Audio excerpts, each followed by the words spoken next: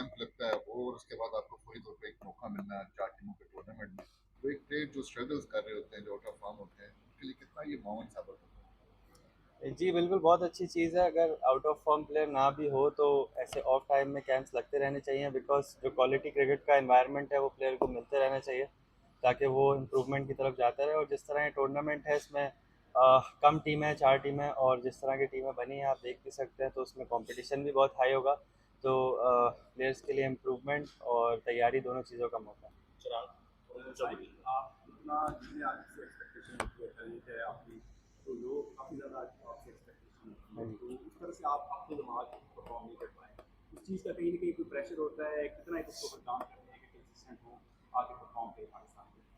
आ, देखिए, as a player मेरे दिल में यही होता है कि मैं अपनी पूरी एफर्ट करूं, और उसके बाद अगर फेलियर हो या सक्सेस हो, अगर फेलियर हो तो फिर ये सोचता है कि नेक्स्ट टाइम उससे बेटर होके आएंगे, और अगर फेल होते भी हैं तो फेल बेटर होंगे, और ये तो पार्ट ऑफ जर्नी है। तो बाकी यही कोशिश होती है कि अपनी तरफ से पूरी एफर्ट दी जाए टीम के लिए। साइन वनडे में आपने अपना परफॉर्म ये इस तरह परफॉर्म नहीं कर पाए, पीएसएल में भी परफॉर्म नहीं हुआ, उसका भी एक प्रेशर है कि आगे वर्ल्ड कप में जाना है, तो सिलेक्शन हो पाएगी नहीं हो पाएगी, टूर्नामेंट में आपको नाम भी अनाउंस करेगा। नहीं सर, फॉर्मेट्स मिक्स ना करें आई गेस, क्योंकि T20 परफॉर्मेंस अलग है और वनडे अलग है। तो आई थिंक वो जो T20 का फेज़ गुजरा है वो अभी पास्ट हो गया, और अभी नेक्स्ट भी हमारा जो एशियन गेम्स आ रहा है वो नेक्स्ट प्रोजेक्ट है, और उसके बाद फिर वनडे जो भी आता है। तो आई आई डोंट थिंक कि मैं इस बारे में सोचूंगा कि अगर मुझसे T20 में कभी परफॉर्म नहीं हुआ तो मैं वनडे में मुझे वो चीज़ कभी कोई इफेक्ट करेगी। तो वनडे की अपनी एक थॉट प्रोसेस है और T20 का अपना है। अच्छा भाई। आप शुरू में आए तो पूरी दुनिया में आपका नाम था, बड़े अग्रेसिव खेलते थे, सारी शॉट्स खेलते, लेकिन बाद में आके शॉट सिलेक्शन पे कुछ इशू हो गए, तो इस कैंप में इस पे वो काम किया। शॉर्ट सिलेक्शन का कोई ऐसा इशू नहीं हुआ सर, ऐसा टाइम आता है प्लेयर पे। और जहाँ तक मैं इसको इस नज़र से देखता हूँ कि कोई इतना कोई बुरा टाइम, कोई ख़राब टाइम नहीं आया। मैंने जिस तरह जितना हो सकता था मैंने टीम के लिए इम्पैक्ट क्रिएट किया उसमें भी। बट अब नेक्स्ट जो असाइनमेंट होता है और वो लुक फॉरवर्ड करता है प्लेयर, और यही कोशिश होती है कि पहले से ज़्यादा बेटर होके आए हमेशा, चाहे जो भी टूर्नामेंट हो या जो भी मैच हो, अपनी टीम के लिए पूरा टर्न अप करे।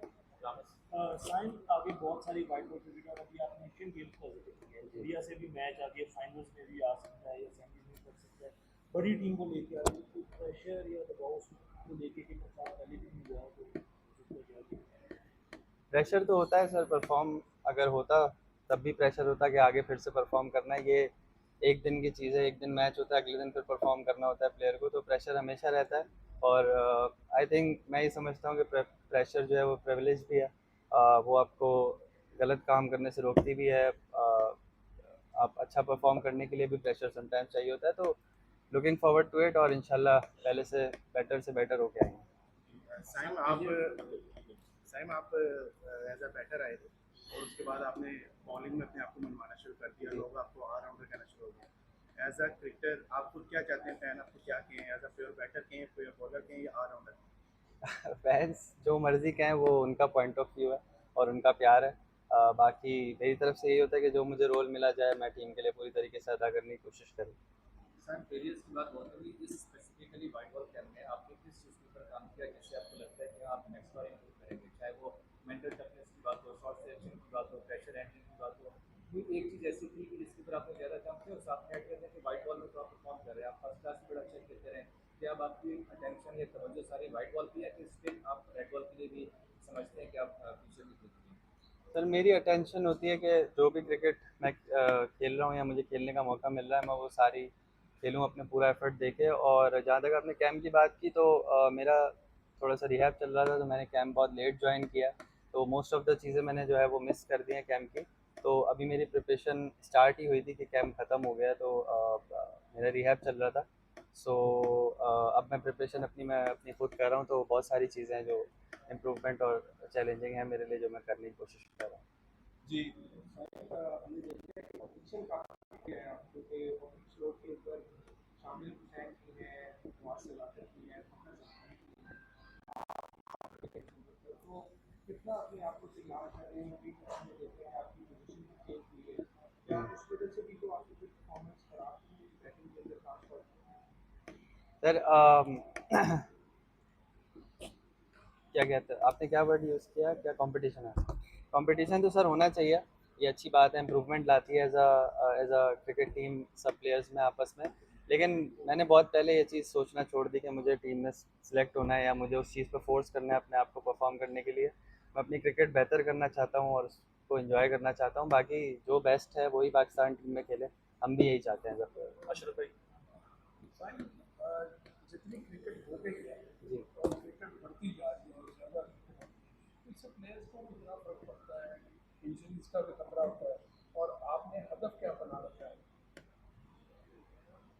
अम, जी बिल्कुल, आजकल क्रिकेट बहुत ज़्यादा हो गई है, बट एज़ अ प्रोफेशनल ये प्लेयर का काम है। जी बिल्कुल, गाइडेंस भी चाहिए होती है कोचेज़ एंड मैनेजमेंट से, बट प्लेयर का अपना काम है कि वो खुद सोचे कि वो किस तरह वर्कलोड और ये सब कुछ मैनेज कर सकता है, अपने आप को इंजरी से बचा सकता है।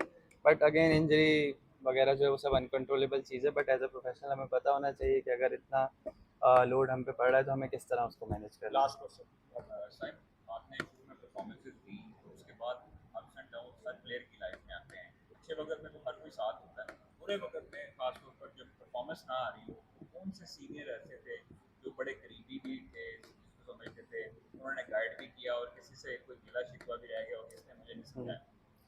नहीं सर, जितने भी सीनियर्स से मैं अभी तक मिला हूँ या मैंने साथ खेला है, तो सबने हमेशा से मुझे छोटे भाई की तरह ही गाइड किया है और हमेशा मेरे लिए अवेलेबल रहे हैं, ऐसा कुछ भी नहीं है। और बुरे वक्त की आपने बात की तो बुरा वक्त तो इसको नहीं कह सकते, बुरा वक्त तो उनको होता है जिनके पास कोई फैसिलिटीज़ नहीं होती या कुछ नहीं होती। हमारे लिए ये चैलेंज है और एज अ चैलेंज हम इसको एक्सेप्ट करते हैं और इसको ओन करते हैं और आगे फिर आगे बढ़ते हैं और इम्प्रूवमेंट की कोशिश करते हैं हर बार।